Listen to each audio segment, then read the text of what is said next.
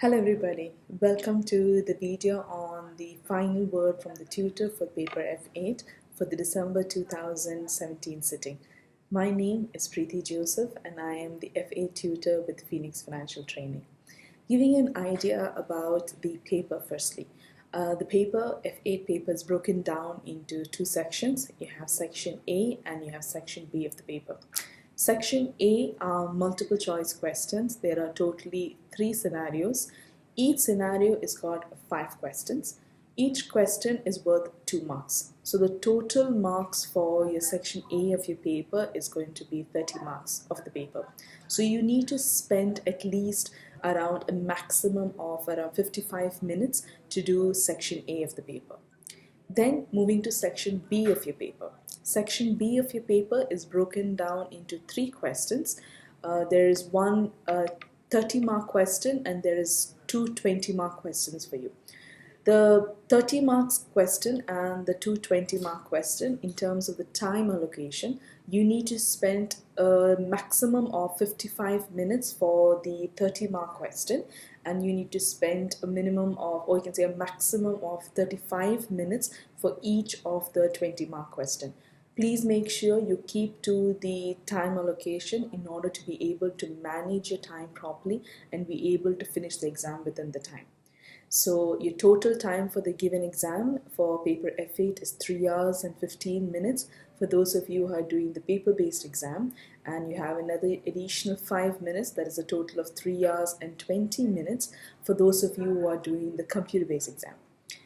Going into details as to what are the areas of syllabus that you guys need to focus on.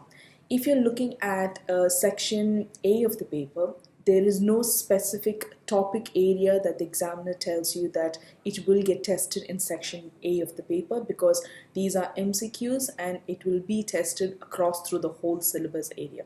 So please make sure you're comfortable with the whole syllabus in order to secure a good result in section A of the paper. Coming to section B of the paper, which is the written part of the paper, there are certain areas where the examiner will focus on in testing the application skills of the students.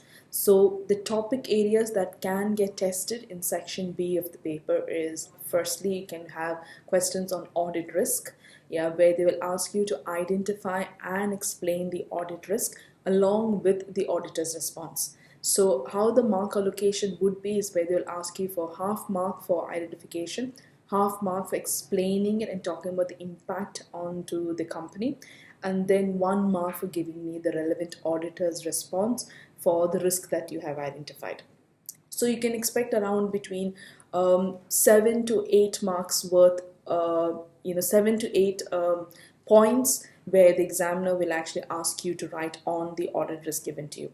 In that same question, when we talk about audit risk, the examiner can ask you to calculate ratios, and they will need you to discuss on what are the audit risks that you may get from the ratios that you have calculated. Okay. Then the second kind of question that can come for you would be revolving around the control systems of a company. There are mainly 5 control systems that you need to be comfortable with. It's a purchase system, the sales, cash, inventory, and the payroll system. All the 5 systems you need to be comfortable with. Going into details as to, like, say for example, if you're talking about a sales system, where does the documents go to which department does it go to, who raises the sales order, who raises the sales invoice, what are the relevant controls that you need to put in each stage. You need to have a very good understanding about it, to be able to answer questions revolving around the control systems. Now coming to the style of questions that can get tested. In control system as a question, they can ask you identify for the controls that are already there in the given scenario. They will ask you to identify what are the strengths that are there in the given scenario. So that means what is the benefit of actually having those controls in place. Along with that, they will even ask you sometimes to talk about deficiencies. That means there are weaknesses. That means there are no controls in the scenario or for the system that we're talking about. They will ask you to identify and explain the deficiency, 1. 2, recommend a control to mitigate the deficiency. 3, perform test of controls for the controls that you have recommended. So these are the sequence of questions that can actually come. So in terms of mark allocation, it will be, if you're talking about the strengths, it's always going to be 1 mark per strength that we're talking about. But you can't only just identify the strength. You need to explain as to why do you think it is a strength. In terms of, it will help you to reduce the risk of fraud. It'll help you to reduce the risk of unwanted goods being ordered for the company, increasing the profits for the company. You need to explain it as well. So for always, identification is half mark and the explanation will be another half mark. But if you're talking about in the case of deficiencies, so identifying a deficiency, half mark. Explaining the deficiency and talking about the impact is half mark. Recommending a control is 1 mark. And performing a test of control is another 1 mark that you're talking about. So it is not necessary that the examiner will test you all of them together in a question. He can ask you specifically on just deficiencies and give me a control, or the examiner will want to ask you on deficiency, control, test of control, or sometimes they may ask you all 4 of them together. That depends on what may come for you in your exam sitting. Along with control systems, then the next thing that will come for you guys will be on substantive procedures. Substantive procedures, you have to be extremely careful because it's always going to be 1 mark per procedure that you have identified.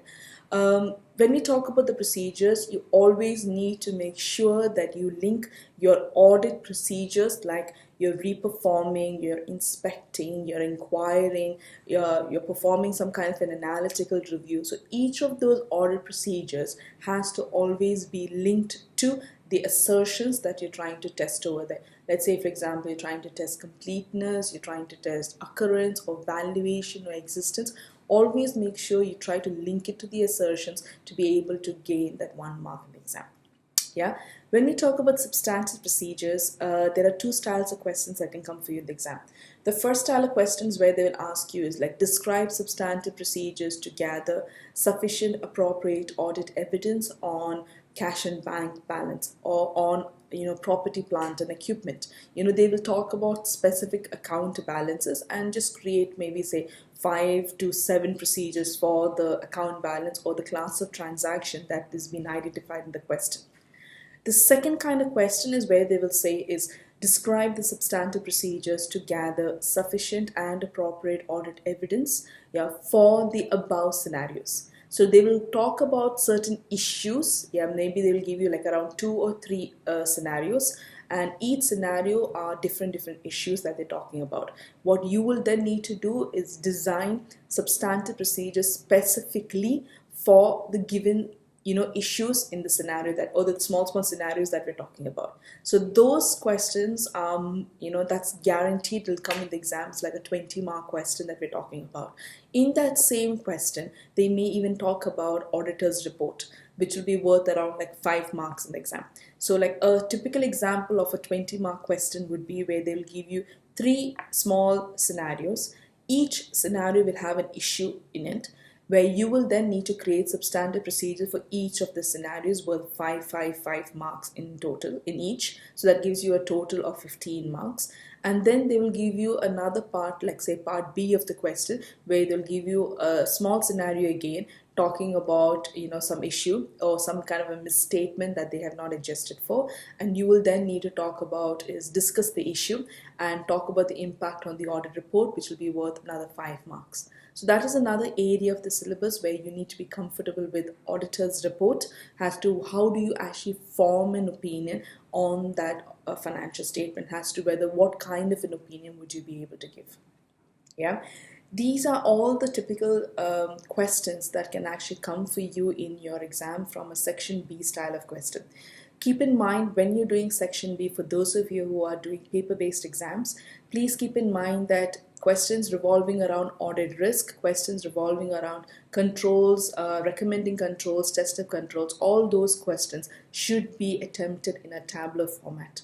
For those of you who are doing the computer-based exam, the columns, the tables, the columns will already be given to you. You just need to insert your answer in the respective columns. Please keep in mind, read the requirements of the question very, very carefully. Try to understand what is the question given to you, especially if they have used the name of the scenario in the requirement of the question. You have to make sure you relate your answers to the given scenario and not just be very vague when you're answering the question. You can use knowledge, but make sure you apply that knowledge that you know to the given scenario by using the company's name, the scenario's name given to you. Yeah. Another thing that you need to keep in mind is from the point of view of answering questions, and please make sure that you write answers to the point and do not like beat around the bush. The main thing in an F8 exam is about quality and not quantity of the information. So please make sure that you give quality answers and not just giving very very vague answers, because it is important to be able to get 1 mark per point that you have actually written. So please emphasize on that before you finish your exam. Spend the last 15 minutes just reading through your answers, making sure that your answers are clear, it's not vague, and the markers are able to understand or get to the point as to what are you trying to convey to the marker. Yeah. Keep to the time allocation. As I mentioned to you, do not waste time in the exam just focusing on the unnecessary bits, especially if you look at the section B of the paper, especially if you're looking at a 30-mark question. Section A, B, C, D is the most common style that you will see for a 30-mark question, where there will be 4 requirements. Part A and Part D will be always predominantly knowledge-based question, pure knowledge, where they will may ask you like, what do you mean by audit risk, or what are the components of audit risk, or what are the components of an internal control system, or they may ask you what are the responsibilities of the management and the auditors towards laws and regulations, something theory. That is always. So please keep in mind, out of that 70 marks that you have in section B of your paper, easily 20 to 30% of that 70 marks will be on knowledge. The remaining 70% of that 70 marks will be on application. So please do not ignore your theory bits, because those are like your easy marks. Concentrate on your theory bits, recap on that, and then make sure you'll be able to answer those questions. Okay, I hope this video has been useful for you before your exam. Do prepare well, do not waste time just reading answers. Make sure you practice questions under time conditions before you go into the exam hall. Yeah, practice ample questions so that you are confident when you go to the exam to be able to answer the different styles of questions that is given to you. Okay, all the very best for the exam and good luck. Take care. Bye-bye.